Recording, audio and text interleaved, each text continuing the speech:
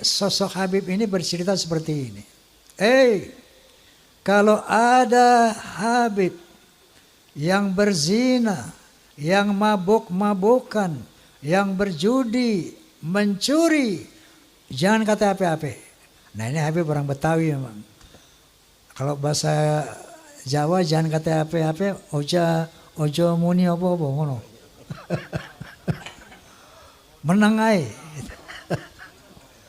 Kenapa? Mereka adalah cucu Rasulullah. Mereka itu ahli syurga. Rasulullah SAW pemegang kunci surga. Tentunya setelah beliau masuk, pasti yang diutamakan adalah keluarganya, keturunannya. Maka ketika ada Habib yang melakukan kemaksiatan tadi, jangan kata apa-apa, menengai, ojo ngomong apa-apa. Yen besuk Maryang eman yen wonten grahana ning sasi srengenge kembar liu. Lintang alit gumlaring siti.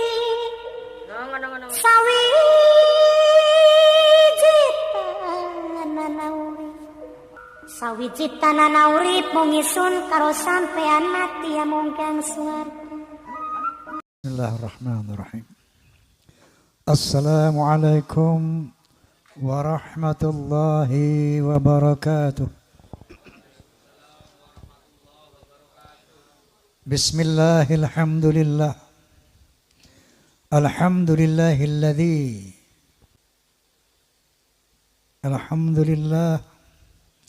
Alhamdulillahilladzi hadan nas ila hayatin thayyibatin fid dunya wal akhirati bisyari'atil Islam.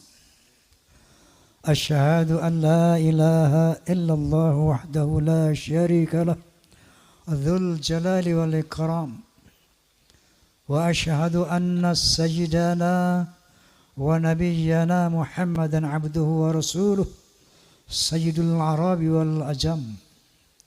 Fassallallahu ala sayyidina Muhammad wa ala alihi wa sahbihi wasallam. Amma ba'd. Al-Mukarramun, para amil ulama yang saya muliakan, wabil khusus sahibul hajah, sahibul bait, Bapak Kiai Haji Sumarsono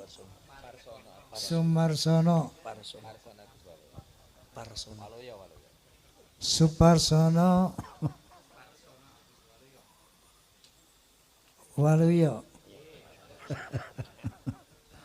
Mohon maaf Kiai, baru ketemu hari ini soalnya. Di pesantren pitutur luhur yang luar biasa ini. Yang kedua, sahabat saya Kiai Haji Abbas Pleret, Buntet Pleret, Buntet Cirebon. Ini buat Pleret ini.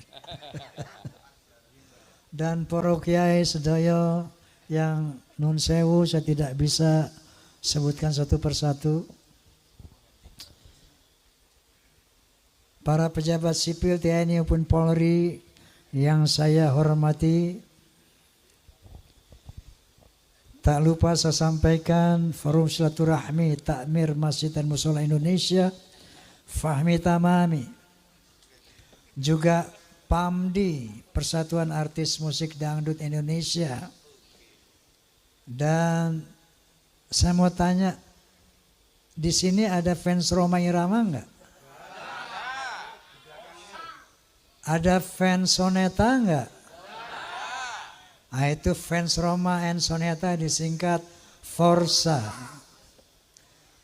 Kalau saya bilang Forza, bisa bilang keren, bisa? Forza!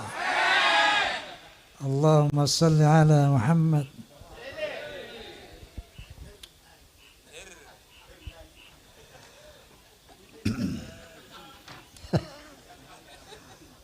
Hati saya gembira, bahagia luar biasa ketika pertama kali mendengar sambutan dari Kiai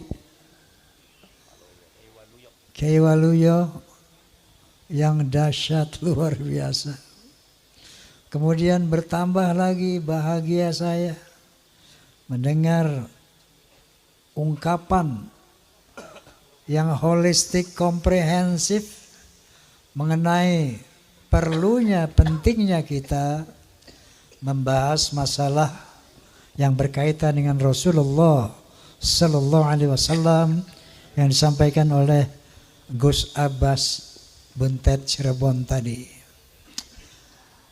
Sehingga saya tidak punya bahasa lagi untuk berceramah pada malam hari ini. Namun, kenapa? Kalau nyanyi nanti sama soneta. Tidak ada Roma tanpa soneta, tidak ada Roma, tidak ada soneta tanpa Roma. The sound of Muslim, the voice of Muslim. Hadirin, baik saya ingin cerita saja. Bagaimana kronologi sehingga sampai saya kepada satu keyakinan hakul yakin bahwa Ba'alawi bukan keturunan Nabi Sallallahu Alaihi Wasallam. Ini ceritanya panjang sekali, 50 tahun ke belakang. Waktu itu usia saya masih 20 tahun. Dan saya sudah tampil sebagai, ya katakanlah, penceramah muda. Saat itu adalah satu majelis ta'lim di Masjid Ar-Rahmah, Tebet Timur, Jakarta Selatan. Pembicaranya ada satu Habib dan saya mewakili pemuda masjid, seperti itu kira-kira. Ini sosok Habib ini bercerita seperti ini. Kalau ada Habib yang berzina, yang mabuk-mabukan, yang berjudi, mencuri, jangan kata apa-apa. Nah, ini Habib orang Betawi memang. Kalau bahasa Jawa jangan kata apa-apa, ojo muni apa-apa ngono. Menengai. Kenapa? Mereka adalah cucu Rasulullah. Mereka itu ahli surga. Rasulullah sallallahu alaihi wasallam pemegang kunci surga. Tentunya setelah beliau masuk, pasti yang diutamakan adalah keluarganya, keturunannya. Maka ketika ada Habib yang melakukan kemaksiatan tadi, jangan kata apa-apa, menengai, ojo ngomong apa-apa. Ngoten. Ini saya saat itu merasa tersentak. Ketika saya giliran naik, saya katakan, Beb, Beb, anak koreksi ente. Itu antum bilang tadi bahwa keturunan Nabi pasti masuk surga walaupun maksiat seperti apapun. Qala ta'ala, a'udzu billahi minasyaitonir rajim. Bismillahirrahmanirrahim. Ya ayuhan nas, inna khalaqnakum min dzakari wa untha wa ja'alnakum syu'uban wa qabaila lita'arafu. Inna akramakum 'indallahi atqakum. Shadaqallahul azim. Beb, Allah Subhanahu wa taala berfirman, wahai manusia, aku telah menciptakan kalian dari seorang laki-laki dan perempuan. Dari sana aku jadikan kamu berbangsa-bangsa. Dari bangsa-bangsa itu aku jadikan kamu bersuku-suku. Seperti contohnya Indonesia. Bangsa Indonesia sukunya ada kurang lebih 700 apa piro? Pinten? Ada Sunda, ada Jawa, Aceh, Padang, Batak, dan banyak lagi yang lainnya. Kenapa nggih? Lita'arafu, saling mengenallah. Lita'arafu, saling menghormatilah. Inna akramakum 'indallah atqakum. Sesungguhnya ketinggian derajatmu di sisi Allah adalah takwamu. Bukan dari mana bangsamu, bukan dari siapa keturunanmu. Nabi SAW menyambut firman ini dengan menyatakan, La fadla li'arabiyyin ala ajamin illa bitaqwa. Tidak ada kelebihan bangsa Arab dari yang bukan Arab kecuali takwa. Lalu saya katakan lagi, Beb, bukankah Rasulullah sallallahu alaihi wasallam bersabda, Al jannatu lil muttaqina walau kana 'abdan habasyian wan naru lil 'asina walau kana sayyidan quraisyan hashimian. Surga itu untuk orang-orang yang bertakwa, walaupun dia budak dari bangsa Habsyi. Contohnya Bilal bin Rabah, budak dari bangsa Habsyi, tapi Rasulullah menjamin bahwa Bilal bin Rabah adalah insya Allah menjadi ahli surga. Sementara orang neraka adalah tempat orang maksiat, walaupun dia dari Sayyid Quraisy Bani Hashim. Ini yang saya utarakan saat itu. Bahkan Rasulullah SAW bersabda, Lau anna Fatimah binti Muhammadin saraqat laqatta'tu yadaha. Seandainya Fatimah binti Muhammad mencuri, aku sendiri akan memotong tangannya. Artinya, Beb, saya katakan, tidak ada privilege, tidak ada keutamaan untuk turunan Nabi sekalipun.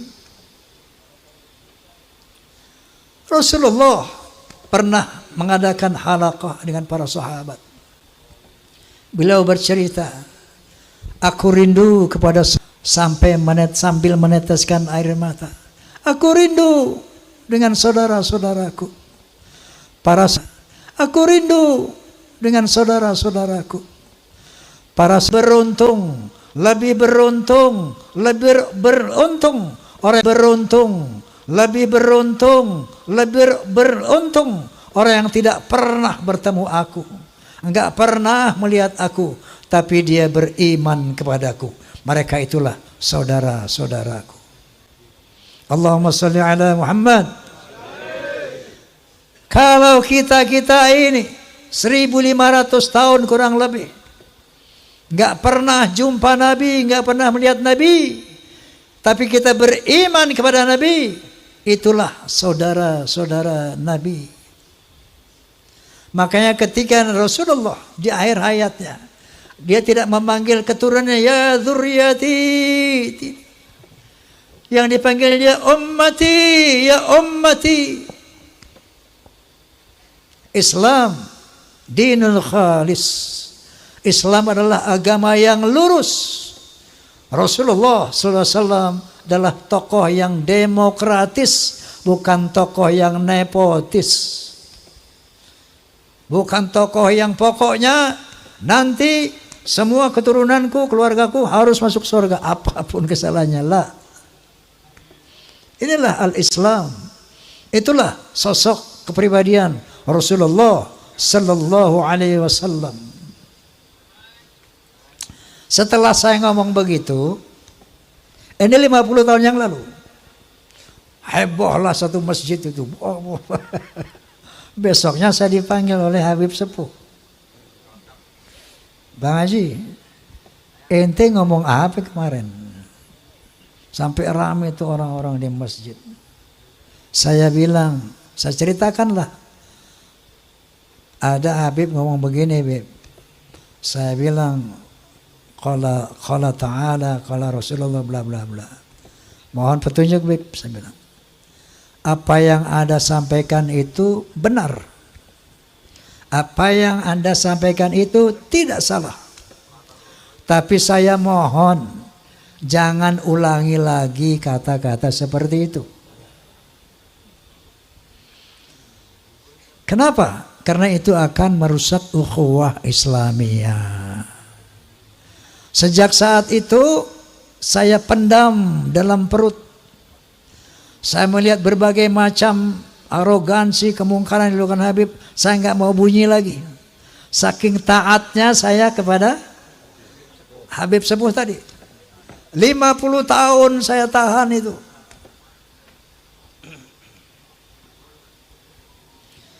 Sampai akhirnya muncul doktrin-doktrin yang tidak bisa diterima akal sehat dan sangat merusak akidah, saya pikir.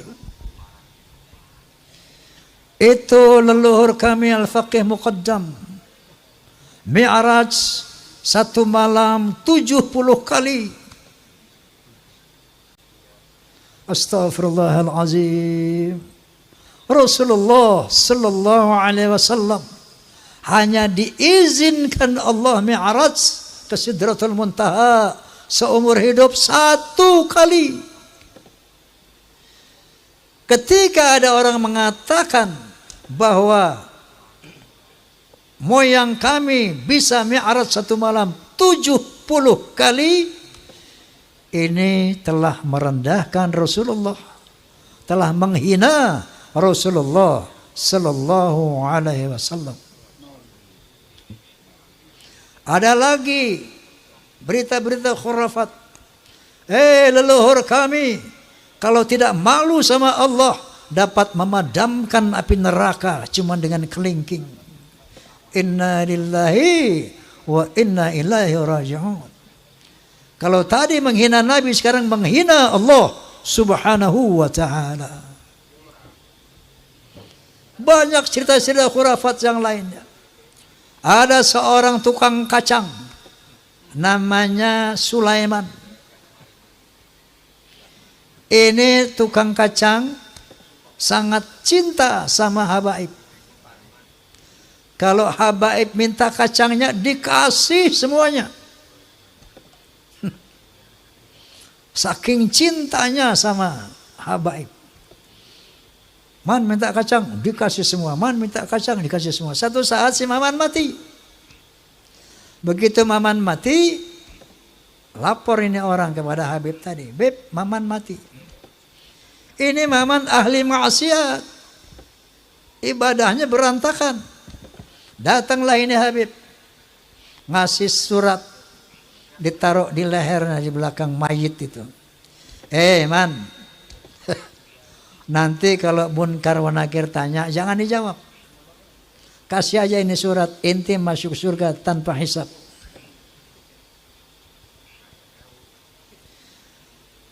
Banyak lagi cerita seperti itu. Leluhur mereka semuanya wali, bisa nurunkin emas dari langit. Yaman itu negeri paling miskin di Timur Tengah. Bagaimana kita percaya dia bisa nurunin emas dari langit? Masya Allah, ini goyang apa?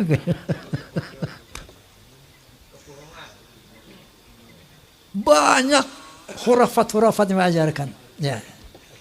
Nah, ini membuat satu faktor menguatnya saya, keraguan saya tentang apa iya cucu Nabi ini kayak begini.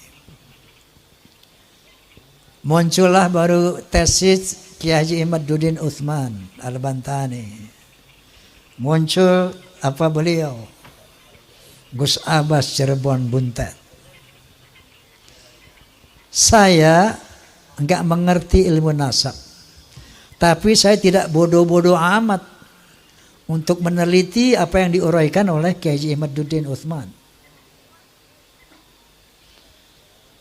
Beliau bercerita di antaranya bahwa yang namanya Ahmad bin Isa, keturunan Rasulullah sallallahu alaihi wasallam, sejak abad ke-4, ke-5, ke-6, ke-7, ke-8 sampai 9 awal itu tercatat di dalam manuskrip kuno. Hanya punya anak 3. yaitu Muhammad, Ali, dan Hasan. Muhammad, Ali, dan Hussein. Selama 550 tahun itu sejarah menulis itu.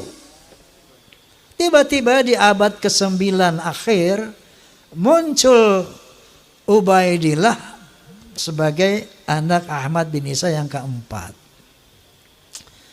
Enggak usah pinter-pinter amat untuk meneliti, untuk menerima hal ini.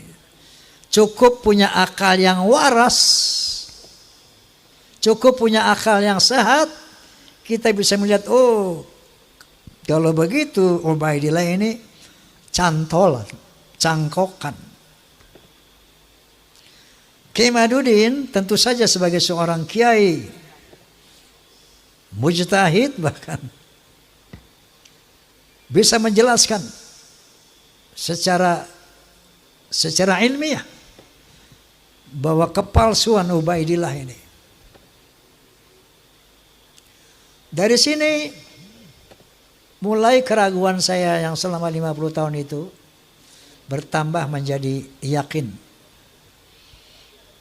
Tapi baru ilmu yakin doang nih.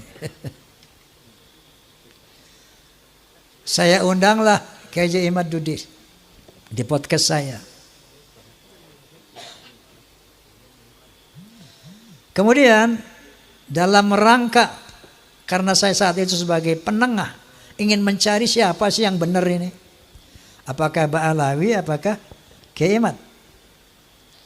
Maka saya undanglah dari Rabithah Alawiyah sebagai penyeimbang. Saya undang Ustaz Taufik Segaf, tidak hadir. Bahkan saya undang juga Rizik Syihab, tidak hadir. Saya undang juga dari Pekalongan Bapak Lutfi bin Yahya, tidak hadir. Sementara melalui media sosial itu semakin gencar, orang mengkritisi beliau, ulama-ulama semakin banyak, semakin bermunculan. Lalu saya undang Profesor Menahem Ali, seorang ahli filologi, ahli sejarah peradaban manusia. Dalam podcast saya beliau menjelaskan bahwa yang namanya Hadramaut, kota Hadramaut itu asalnya dari nama orang yang bernama Hazarmavet. Dia orang dari Kaukasus yang kemudian menjadi Hadramaut. Jadi menurut penelitian secara filologi, orang Yaman ini bukan orang Arab, tapi orang Kaukasus. Berarti mustahil sebagai keturunan Nabi Sallallahu Alaihi Wasallam menurut Profesor Menahem Ali. Kemudian saya undang lagi Dr. Sugeng Sugiharto dari BRIN. Beliau ahli ahli DNA itu, ahli genetika. Bercerita panjang lebar secara ilmiah, maka bertemulah istilah haplogrup J1 dan haplogrup G. Mereka menjelaskan, beliau menjelaskan panjang lebar bla bla bla bla bla, bahwa subhanallah, subhanallah, subhanallah, ternyata Allah telah mempersiapkan segala sesuatunya, termasuk menjaga kesucian keturunan para nabi. Ternyata DNA-nya itu sudah ditanamkan di dalam setiap manusia. Secara ilmu genetika, haplogrup Nabi SAW adalah J1. Haplogrupnya Ba'alawi, menurut kalau Anda klik di internet, familytreedna.com, familytreedna.com, klik saja, akan keluar nanti Ada 180 orang Ba'alawi. Sebagian dari Indonesia, itu dari Yaman. Sebagian kecil dari Indonesia, itu haploglobnya adalah G. Yahudi Askenazi.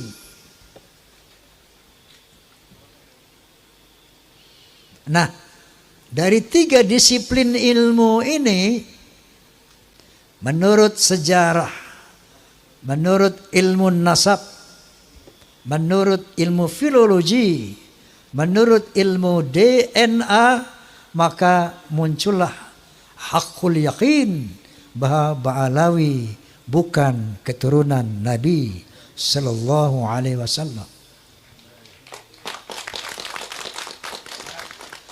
Lalu di counter itu Roma Irama.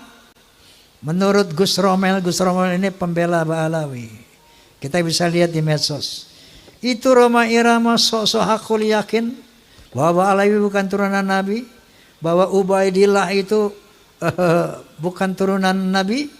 Memangnya dia pernah melihat pernikahan Ubaidillah? Memang dia pernah melihat persemaian Ubaidillah? Mel, saya bilang. Ente percaya nggak Muhammad bin Abdullah adalah Rasulullah? Kalau ente nggak percaya, kafir ente. Pertanyaannya, apakah Anda pernah melihat Muhammad dilahirkan? Apakah Anda pernah melihat Muhammad menerima wahyu dari Jibril alaihissalam? Iqra bismi rabbikal ladzi khalaq, khalaqal insana min 'alaq, wa rabbul akramun alladzi 'allama bil qalam 'allama al-insana ma lam ya'lam. Apakah Anda menyaksikan itu? Untuk meyakini Rasulullah, untuk meyakini Muhammad sebagai Rasulullah, itu enggak perlu kita melihat beliau menerima wahyu. Cukup dengan statement keterangan dari Allah Subhanahu wa taala, yaitu Al-Qur'anul Karim. Cukup dari hadis-hadis Rasulullah yang disampaikan oleh para muhaddits. Begitu juga keyakinan kita bahwa Ba'alawi bukan keturunan Nabi, Ubaidillah bukan keturunan Nabi, cukup dengan ilmu-ilmu 3 ilmu tadi. Nah, dia tanya, bagaimana Roma Irama yakin? Saya katakan satu contoh. Saya yakin kepada Allah Subhanahu wa taala tentang eksistensinya sebagai Tuhan, eksistensinya yang serba maha. Itu dengan 2 hal. Pertama, ayat qauliyah Al-Quranul Karim. Yang kedua, ayat kauniyah, ciptaan Allah ini. Ayat qauliyahnya diantaranya firman Allah Subhanahu wa taala, innani anallah la ilaha illa ana fa'budni wa aqimis salata li dzikri. Sesungguhnya akulah Allah, tidak ada Tuhan selain aku, maka sembahlah aku dan tegakkanlah sholat demi mengingatku. Itu satu, saya bilang. Banyak lagi, surat Ayatul Kursi banyak lagi. Sebagai ayat-ayat qauliyah, firman Allah SWT. Yang kedua, ayat kauniyah, alam semesta ini. Qala ta'ala, inna fi khalqis samawati wal ard wa ikhtilafil laili wan nahar wal fulki allati tajri fil bahri bima yanfa'un nas wa ma anzalallahu minas sama'i min ma'in fa ahya bihil arda ba'da mautiha wa batha fiha min kulli dabbah wa tasrifir riyahi wa sahabil musakhkhari baina samawati wal ard la ayatin liqaumin yaqilun. Shadaqallahul azim. Sesungguhnya pada penciptaan langit dan bumi, pada pergantian siang dan malam yang begitu teratur, bisanya kapal-kapal berlayar di lautan dengan membawa hal-hal yang bermanfaat buat manusia. Turunnya air dari langit, air hujan. Dengan air itu dihidupkan bumi yang mati. Ditebarkannya berbagai macam binatang melata di muka bumi. Terjadinya pergeseran awan dan angin di antara langit dan bumi. Itu bukti tentang keberadaan Allah bagi orang-orang yang berakal. Jadi dari ayat qauliyah dan ayat kauniyah ini muncullah haqqul yakin, la ilaha illallah. Tidak ada Tuhan illallah kecuali Allah. Begitu juga ketika saya meyakini Ba'alawi bukan turunan Nabi, ayat qauliyahnya adalah dari tesis Kiai Imaduddin Utsman, kemudian dari filologi, dan ayat kauniyahnya DNA. Jelas apa jelas? Oi. Jelas apa jelas? Saya mau tanya, Anda pun yakin tidak bahwa Ba'alawi bukan turunan Nabi? Yakin apa tidak? Alhamdulillah. Allahu Akbar. Allahumma salli ala Muhammad.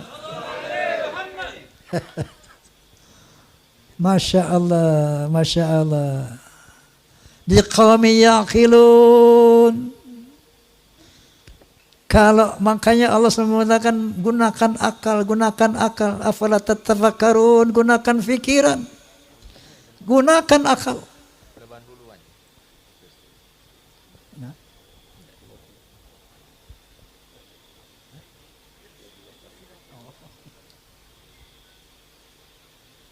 Nah jadi tambahan lagi keyakinan saya itu dengan berbagai macam arogansi dan khurafat-khurafat yang tadi saya utarakan.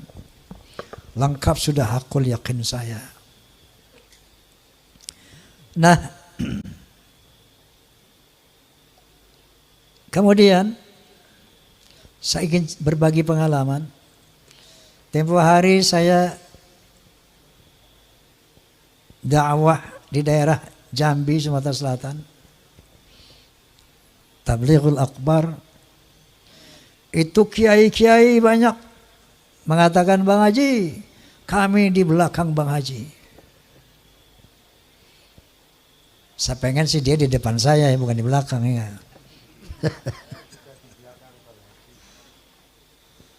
Ketika saya mengadakan pentas Soneta Group di Banjarmasin, ada satu kesempatan kita berkumpul dengan para pejabat. Salah satu pejabat daerah mengatakan, Bang Haji, saya yakin bahwa sebagian besar rakyat Indonesia sama dengan Bang Haji. Allahumma sholli ala Muhammad. Allahu Akbar. Kenapa? Karena mereka sejak ratusan tahun melihat fenomena ini. Terakhir dalam podcast saya bahwa kita bangsa Indonesia tidak boleh diam melihat fenomena ini. Kenapa? Ada indikasi mereka mau menjajah Indonesia. Indikasinya jelas sekali. Ada yang bagian memalsukan kuburan. Di mana-mana dibikin kuburan-kuburan palsu. Alhamdulillah menurut keterangan beliau juga sudah banyak yang dibongkar. Ada kuburan-kuburan keramat seperti di Madura, kita lihat di YouTube. Sudah lama sebagai nama orang itu tiba-tiba ditambah namanya menjadi ada Ba'alawinya gitu. Assegaf. Yang paling trending yaitu KRT Sumo di Ningrat di Semarang diganti namanya dengan Habib Hasan bin Toha bin Yahya. Kuburan-kuburan palsu, Masya Allah. Seluruh Jawa, di Kalimantan, banyak sekali ternyata. Ini ternyata strategi pertama. Untuk memberikan kesan kepada bangsa Indonesia bahwa, itu lihat, para habaib lah yang datang ke sini dan menjadikan orang-orang Islam ini, menjadikan orang ini menjadi Islam. Oleh karena itu Wali Songo pun diklaim sebagai Ba'alawi. Strategi pertama. Yang kedua, berita-berita khurafat, dongeng-dongeng khurafat. Untuk apa? Untuk menaklukkan hati umat Islam yang tidak berpikir. Ini yang namanya Ba'alawi, leluhurnya luar biasa. Bisa hijrah, Mi'raj 70 kali. Bisa memadamkan api neraka yang nggak pakai akal. Itu sesuatu yang luar biasa dan dahsyat. Mereka pun menjadi takluk, tunduk, siap diperintah apapun. Tujuannya itu. Dan yang lainnya, ada yang membuat provokasi-provokasi. Saya bersama rakyat, kita dengan rakyat. Jangan coba-coba ganggu rakyat. Seakan-akan berpihak kepada rakyat.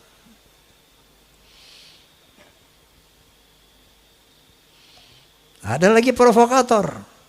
Asah golokmu, asah pedangmu, asah celuritmu.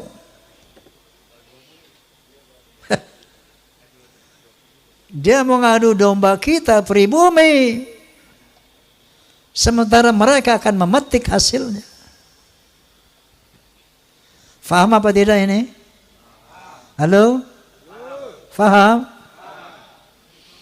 Sehingga akhirnya mereka bisa bilang, Jawa adalah pintu tarim. Indonesia milik Aulia Tarim. Inna lillahi wa inna ilaihi raji'un. Saya sebagai putra Indonesia was-was, ngeri dan waspada. Ini ternyata doktrin-doktrin ini tidak sembarangan. Klaim-klaim mereka sebagai keturunan Nabi ternyata ada tujuan-tujuan untuk menguasai Indonesia. Ibu Pertiwi menangis ratusan tahun karena dijajah oleh Belanda, dijajah oleh Jepang. Baru beberapa puluh tahun merdeka, tiba-tiba ada gejala lagi. Kita mau dijajah oleh penjajah berjubah. Na'udzubillahi min. Itu yang saya lihat. Itu yang saya rasakan. Itu yang saya perhatikan. Masya Allah.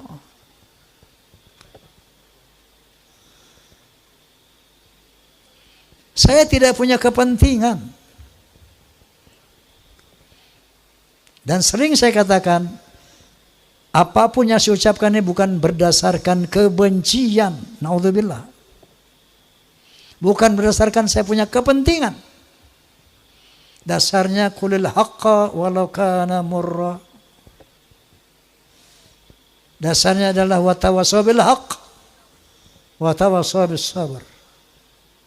Dasarnya adalah demi menyelamatkan akidah, jadi menyelamatkan Indonesia dari penjajahan dan perbudakan spiritual dan politik. Allahu Akbar. Nah jadi padahal yang namanya Ustadz Rizik Syihab, Ustadz Masya Allah, itu mereka semua sahabat-sahabat saya sejak muda itu. Sampai saya di podcast sama beliau bersama saya menangis. Ya Allah, saya sedih banget ini. Saya harus mengatakan yang hak sementara mereka adalah sahabat-sahabat saya.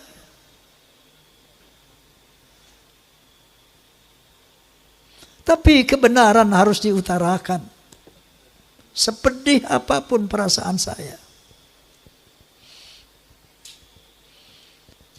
Lalu saya katakan goalnya, satu, mari selamatkan akidah umat. Kedua, jaga Indonesia dari skenario yang terang benderang di media sosial. Terang benderang. Indonesia milik Aulia Tarim. Apakah kurang jelas ini? Halo? Apakah kurang jelas tujuan mereka?